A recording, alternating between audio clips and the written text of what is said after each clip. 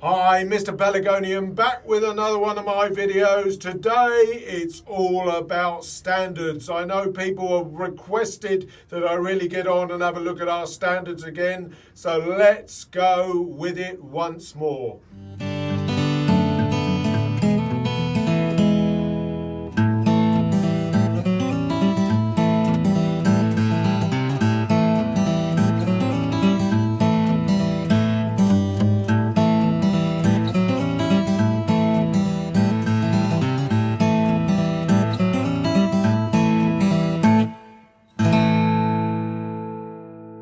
Hi, David Taylor, Mr Pelargonium, back with another video blog for the Pelargonium and Geranium Society. Now today I'm going to be looking at Stellas and my Stella standards. Let's have a little look at them today, shall we? Okay, right, now I've gathered my standards together here. There's one, two, three, four of them, because I've actually got some younger plants that I took at the same time, you may remember. These are growing on quite nicely. I need to do the shaping thing with these as well, so I will do that a little later, but let's concentrate on the standards for now. Now, of the four of them, I think there's two that I will persevere with. I am, with my smaller glass house, I am going to have to be a little bit more callous. Now this is the one that's grown on. They've all grown relatively well during the winter, but we're at a stage now where we really need to pot them on to give them some good growth. But I have got to make decisions now about what ones I'm going to persevere with. And this one I'm almost certainly not going to persevere with. If I bring this forward, you will see that this has got a sort of terrible buckling. Now, I can go through the stick straightening method, but there is a lot of bending and mucking about to do with this, and I think that one has unfortunately reached a point where it's too much of an S-bend in it, and it really is not worth pursuing. As long as you've got some backups. If I only had that one, I probably would consider keeping it and going through the straightening procedure, which we'll just run through again in a second. But that one is not worth persevering with, so that one's going to go. Another one is this one. This is grown quite nice and densely, considering it's only in a 3.5 inch pot. I'm going to take off some of these yellowing leaves. They are only yellow because I've been keeping this plant very dry. This is relatively straight. Now, what I'm going to do here, I'm actually going to take out some of these side shoots. It's probably one that I've probably ignored a bit much than I would normally do. The stem itself has got sort of one basic little kink in it there, but that's easily correctable. So I'm not overly concerned about that. So I'm going to take some of these side shoots out, which have grown up, because as I say, I'm still wanting growth to get up the top of the plant. So we'll have a look at that one in a bit more detail in a moment. The other one I've got is this one. This one I did cut back a week or two ago. And is not in too bad a state. There's a small kink there, which is relatively easily correctable by just putting the stick method in. But I've taken that up already. There is a side shoot there, which I will just take off. But yeah, that one's not too bad actually. That's worth persevering with. I will just correct that with a stick. We'll perhaps run through that in a moment or two. And another one which I have, this is the original one that I did do the stick method, and when you start doing it from a young age it does pay dividends, because what this has done is that it's kept it relatively straight all through its life. And these are, when did I take these? In July last year. They do need potting on, there's no doubt about that. You want them to grow fast. So I will get these up from a 3.5 inch pot that they're in at the moment, or 9 centimetre, and I will get these out to probably about a 5-inch pot, bigger than the standard 4.5, which would be for a dwarf plant. But as a standard, you can get them in bigger pots. But at this stage, I'm not too bothered about that because we're years away from being able to exhibit this plant. So what I will do with this is just get it up into a 5-inch pot, or 13 centimetre, just to get a lot of growth going on it in this season. But that's done very well. You can see I've been cutting out the side shoots. It's got the top of the plant is pretty good. It's got a side shoot coming out there, and that's looking pretty good. Don't worry about the fact that it's sort of slightly killed over in the pot. That can all be corrected at a later stage. So I'm not bothered about really what position it's in at this stage. So there we are. That's our 4 standards. So there's one that we're probably going to say goodbye to. Our ultra buckled one, that's going to go. The other 3 I will persevere with for now. Okay, so this is the plant that I'm actually just going to take some of these side shoots out.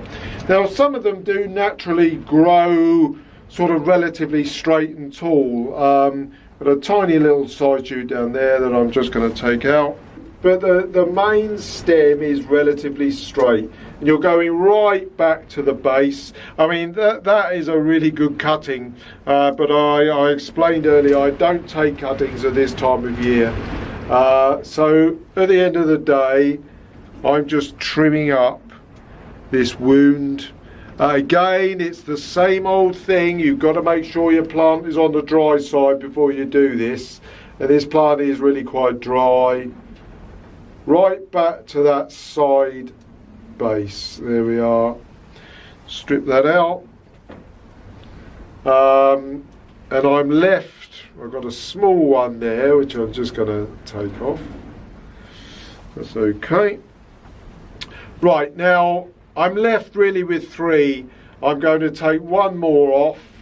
You can never do the plant any damage providing it's dry. Make sure it's dry. I'm just literally tidying up the cuts and wounds that I've made. I hope you can perhaps see that. Hopefully you can see that there. There's the wounds, that's better. There's the wounds. They're just cleaned off straight through. If you get a little bit of a bump, just tidy it up a bit more. That'll heal off nicely. Now you can see this one is actually very straight, and it's probably the straightest one that's naturally grown. I've left a side shoot there because there's an outside chance that I may keep it at that height. There'll be a little bit of woodwork requirement there, but because I've got these really big wounds from these really big cuts that I've made, I will let those just seal off for a few days before I start doing some wood treatment, the little stick treatment that just to straighten that up a bit.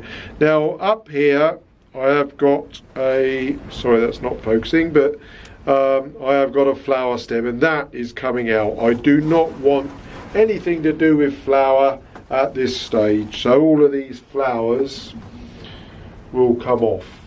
Nip those out. I'm wanting all of the energy of the plant to go into growing and not anything else. So take that yellow leaf off as well. But that's not doing too bad. When you consider that's had no training, the stem is actually relatively straight. So that I mean, that's not too bad. Easily correctable with a stick. If I just put that one down there, we'll have a look at our one then that we will do a little bit of stick treatment to. This is one that I cut back several days ago. It's got a stem cut there, but that's all healed over now. It's not a problem at all. Okay, right, so I've tied that round the back of that stem.